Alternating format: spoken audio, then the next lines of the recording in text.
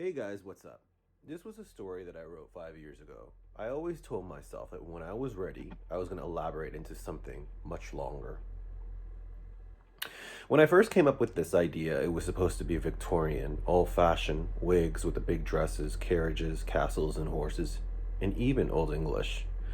But instead, I decided to go into another direction. I kept the same storyline, just the imagery and time, also culture has changed. I chose to put a lot of my Cuban roots into this and chose to make the story Spanglish. I'm really pleased with the choices I made. Well, here it is. Ana y las Tres, Episode 5, Antes de la Fiesta. I decided to put Anna on a bus in the beginning of this episode to show you what the difference will be with her life now and a few more episodes further. Her world is really going to change around, even her personality and how she treats everyone in her life, her coworkers and friends. I think the thing that makes this story so interesting is the fact that Anna isn't perfect. There are traits about her that we admire and maybe a little bit more than we can't stand about her. Choosing to make her the main character really puts a twist of reality in this. I think people are so used to seeing a character as good or bad, and with her it could change from one day to the other. That's the element of the story that really makes it unpredictable. So as she gets off the bus, she walks a few blocks further until she gets to the trailer, to her job, where they would have weekly meetings on who's going to do what. When she walks in, everyone greets her with excitement. Even Tina does. It was a part of all of them. Even Vanessa assumed that she wasn't going to come back, especially when they all met up at the cemetery and she told them continuing this work, cleaning houses, making this business evolve, was more her mother's dream and not hers. But in the last episode, when she spoke to the dean of the college, she had that breakdown. Seeing all the bills, has no choice but to come back to reality. If you remember in the first episode of the story, when it's son and daughter dragging the body back in Cuba, and Lucia is having flashbacks of her husband, and he says it's time to come back to reality. So much of Juan is now forming inside of his daughter, Anna. So everyone is glad to have her back. Tina mentions that she's back in time for the ball. Anna, confused, looks at Vanessa, waiting for an explanation.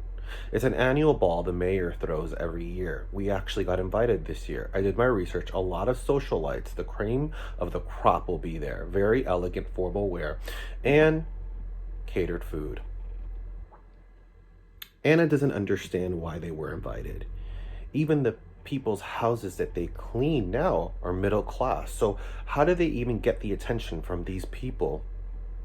This speculation of Anna is just her defense mechanism, always putting walls up. She thinks it's weird that these rich men want these poor little maids to attend their parties, perhaps for something more. Hector, of course, says, "Oh, honey, it's our time for the spotlight, to have our red carpet moment, to put a little comedy into the mix." Maria's a little disappointed in how Anna is viewing this, especially since she doesn't see them as equal to us. Anna continues to share her concerns, but Vanessa shuts her down, saying, "This is a great opportunity for people with money to employ us. And weren't you the one talking the other day about how that was what we needed?" She was right. Anna did need the money, and maybe doing things the right way wasn't working. I mean, look where it's got her now.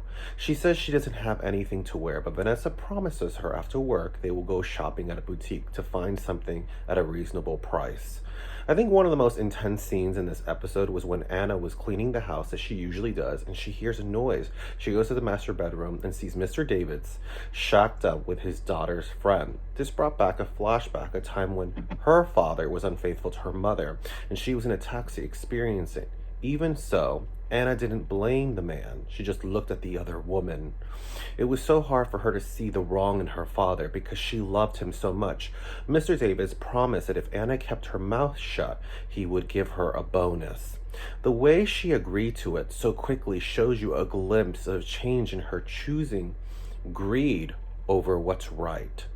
Later on that day, when she's walking by the strip with Vanessa telling her what happened at work, she comes across a beautiful black dress that would be perfect for the party. Even Vanessa thinks she would look like a movie star. $1,000 is all her savings, but maybe purchasing this dress would be a good investment for the possibility of a new future. And she has no idea how right she is. She ends up purchasing it and goes home, putting on her makeup and diamond earrings. One of the few things she kept after her mother passing. Stay tuned for the next episode.